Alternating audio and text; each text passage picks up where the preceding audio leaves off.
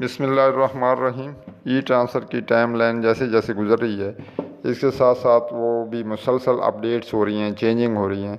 फिर जब टीचर को पता नहीं चलता तो वो परेशान हो जाते हैं, भाई क्या मसला है। इस वक्त की चंद एक अपडेट्स हैं, मैं अपने नाज़रीन से शेयर करना चाह रहा हूँ। एक तो कुछ टीचर जब एक दो दिन पहले उन्होंने अप्लाई किया था, कुछ पोस्टें शो हो रही थी मगर अब शो नहीं हो रही। तो इसकी वजह ये है कि मुकम्मल जब अपडेट करते हैं एसटीआर के मुताबिक तो कुछ स्कूल रह जाते हैं टेक्निकल वजह से। वो अपडेट होते हैं तो वो सीटें तो अवेलेबल होती हैं मगर एसटीआर के मुताबिक तादाद के मुताबिक नहीं चाहिए, तो वो अब शो नहीं हो रही। इस ई ट्रांसफ़र में एक बड़ी अहम तब्दीली है 2019 के बाद पहली दफ़ा। वो जो एडमिनिस्ट्रेटिव ऑफिसर्स हैं, जैसे मिनिस्टर अपना जैसे डीओ, सीओज़, डिप्टी डीओज़ को भी अब जो पोस्टें हैं वो शो हो रही हैं। यानी कि पहले डिप्टी डीओज़ या डीओज़ के पास ही ये ऑप्शन नहीं होता था। जब तक कि वो ऑन डिस्पोजल ना होते तो वो ई ट्रांसफ़र एप्लीकेशन सबमिट नहीं कर सकते। मगर इस दफ़ा इस वक्त तक ऑप्शन है कि डिप्टी डीओज़, डीओज़ या सीओज़ वो भी ट्रांसफ़र के लिए अप्लाई कर सकते हैं। इसकी वजह ये हो सकती है क्योंकि इसके बाद पॉलिटिकली चेंज है तो वो शिफ्ट कर रहे हैं, तो उसे भी मौका दिया जा रहा है कि वो अपनी चॉइस के मुताबिक किसी स्कूल में जा सकें। अब ये कहाँ तक जाता है, क्या उसकी जो मंजूरी है वो हो जाएगी, क्या उनके ई ट्रांसफ़र हो जाएंगे, ये एक अलहदा इशू है। ताहम ये पहले ऑप्शन नहीं था, ये ऑप्शन अवेलेबल है। एक इशू कुछ डिस्ट्रिक्ट में ऐसा है कि जितने लोग प्रमोट और टैग हो चुके हैं उस कैटेगरी की उतनी पोस्टें नहीं हैं। ये पहले तो होता रहता था मगर इस बार जो गलती हुई है या जो मिसकैलकुलेशन हुई है वो ये है कि गवर्नमेंट ने सिर्फ वो जो उन्हें फिगर्स बताए थे जो उस पे हैं, सिस पे अवेलेबल हैं कि इसके मुताबिक करें। कुछ डिस्ट्रिक्ट ने जल्दी जल्दी ये कर ली मगर ऐसे टीचर जो इससे पहले डीपीसी में हुए थे और टैग हुए थे उनको करीबी स्कूल ना मिलने की वजह से वो अप्लाई नहीं कर सके थे या उनकी सिलेक्शन नहीं हुई थी, अब वो भी उसमें शामिल हैं। तो चाहिए तो ये था कि वो जो टैग्ड हैं, जो बाकी रिमेनिंग पेंडिंग प्रमोशंस हैं, उनके फिगर माइनस करते, क्योंकि वो अगर एक्चुअलाइज हो जाते तो फिर इनके जो प्रमोशन कोटा है वो कम हो जाता। तो इसलिए वो ये थोड़ा सा मसला है। लेकिन ऐसे टीचर जो लास्ट पे हैं उनको तो फिर मज़ीद फ़ायदा हो जाएगा कि वो अप्लाई नहीं करेंगे, तो वो नेक्स्ट जो ई ट्रांसफ़र टाइम लाइन आएगी वो करीबी जो पोस्टें खाली होंगी रिटायरमेंट की वजह से या प्रमोशन की वजह से वो फिर टॉप पे होंगे, वो ऑक्यूपाइड कर लेंगे।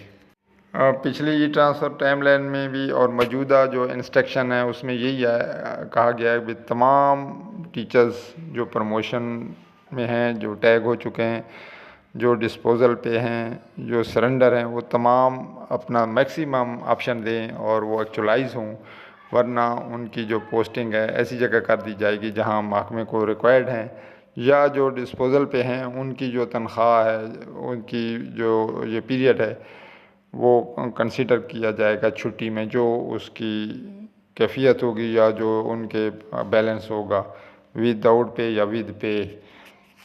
इसके साथ ही पहले जो प्रमोशन होते थे तो उनका आम ट्रांसफ़र की हैसियत से वो आ जाता था, मगर इस दफ़ा उन्होंने थोड़ी सी चेंज की है। प्रमोशन एक्चुअलाइज का उन्होंने ये टाइटल दिया है। जब आप अप्लाई करते हैं प्रमोशन वाले तो वहाँ प्रमोशन एक्चुअलाइज का आ रहा है। तो इसका मकसद यही है कि जितने टीचर्स हैं वो इसी जोन में आएंगे और मैक्सिमम ना देने वाले ऑप्शन उनको भी जहाँ रिक्वायर्ड है वहाँ पे उन्हें एक्चुअलाइज कराया जाएगा। लगता तो यही है कि ये इस दफ़ा तमाम जो टीचर प्रमोशन वाले हैं पोस्टें अवेलेबल होने पर अगर टीचर की चॉइस नहीं हो तो फिर डिपार्टमेंट या जो सिस है वो ऑटो उन्हें कहीं ना कहीं एक्चुअलाइज करा देगी। एक और मसला टीचर के लिए है कि टीचर जब अप्लाई करते हैं तो एक ऑप्शन दे के सबमिट कर देते हैं, तो वो ये समझते हैं कि हर ऑप्शन के लिए अलग एप्लीकेशन देनी पड़ेगी, वो ऐसा नहीं है।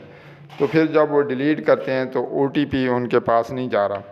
पहले तो जो सेल नंबर है जो सिस में नंबर दिया हुआ है उस पर कन्वर्टेड ना हो और जीमेल पे, तो अब तकरीबन जो मैंने देखा है सेल पे नहीं जा रहा, जीमेल में जा रहा है। और अक्सर टीचर्स की जो जीमेल्स हैं वो स्कूल की जो सरकारी ऑफिशियल है वहाँ पे दिया हुआ है, क्योंकि क्लर्क ने या एक टीचर ने डेटा फीड किया था तो वही जो ईमेल है वो देते रहें। अगर आपकी एप्लीकेशन चली गई है तो वो तो लाख है, तो फिर वहीं से वो ट्रेस करें जहाँ पर थी, क्योंकि उसकी जो सिस प्रोफाइल है वहाँ पर भी वो ईमेल एड्रेस लिखा हुआ है। जिन्होंने अप्लाई नहीं की उनका गलत ईमेल है तो वो सी ऑफिस से चेंज करवा सकते हैं। एक सबसे अहम जो मसला है या जो क्वेश्चन है वो यही है, टीचर कहते हैं कि हम डिवोर्स या वेडलॉक पे या डिसेबल कोटे पर अप्लाई करते हैं तो वो आगे हमारा जो है ना ये एरर आ जाता है। तो ये एक बात क्लियर है कि जो मिनिमम रिक्वायरमेंट है प्राइमरी स्कूल में वो 2 हैं।